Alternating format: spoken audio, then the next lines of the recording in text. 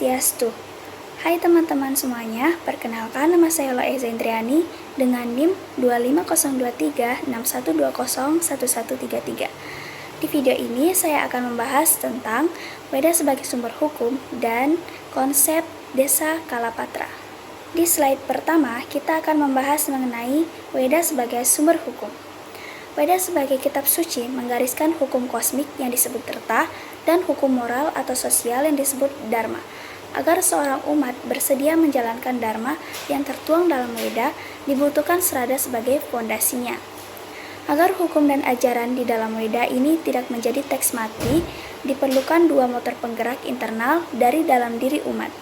Yang pertama, yaitu Srada, membuat umat menaati hukum Weda bukan karena takut akan sanksi, melainkan karena kesadaran spiritual demi mencapai kepuasan hati nurani.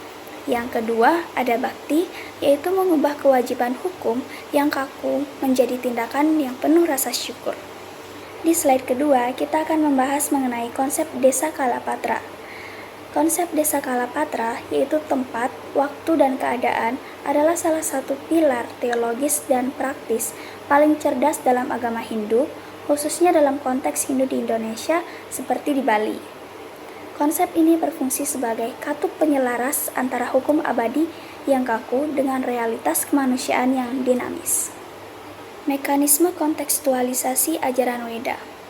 Weda mengandung ajaran yang bersifat Sanatana Dharma, yaitu kebenaran abadi dan universal. Namun, Weda juga mengenal konsep Nutadana Dharma, yaitu kebenaran yang adaptif terhadap zaman. Disinilah Desa Kalapatra bekerja sebagai instrumen penerjemah.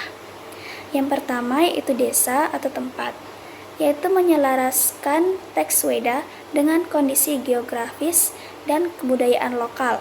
Misalnya, perbedaan bentuk sarana upacara antara Hindu di India dan di Bali.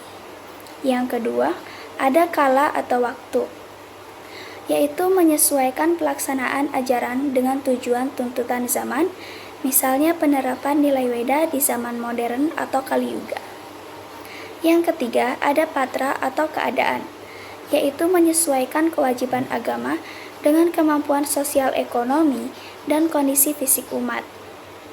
Melalui prinsip ini, Srada dan bakti seseorang tidak diekspresikan secara buta atau radikal, melainkan secara bijaksana, humanis, dan toleran terhadap lingkungan sosialnya. Hubungan Desa Kalapatra dengan Srada dan bakti. Srada atau keyakinan dan bakti atau pengabdian itu adalah isinya, sedangkan Desa Kalapatra adalah wadahnya. Keyakinan kita kepada Tuhan atau Srada dan cara kita menyayanginya atau bakti itu sifatnya abadi dan tidak pernah berubah. Tapi cara kita mempraktekannya harus melihat situasi, tempat, dan waktu yang disebut Desa Kalapatra. Contohnya, urusan pakaian dan waktu sembahyang. Ketika ingin sembahyang dengan khusyuk, kalau di pura kita harus memakai pakaian kain atau kamen dengan adat lengkap. Tapi kalau di kantor, sekolah, atau di rumah sakit, kamu bisa sembahyang di tempat dengan pakaian rapi yang kamu pakai saat itu. Jadi, hubungannya adalah Desa Kalapatra membuat Srada dan bakti kita menjadi masuk akal dan tidak memberatkan. Agama Hindu itu indah dan fleksibel.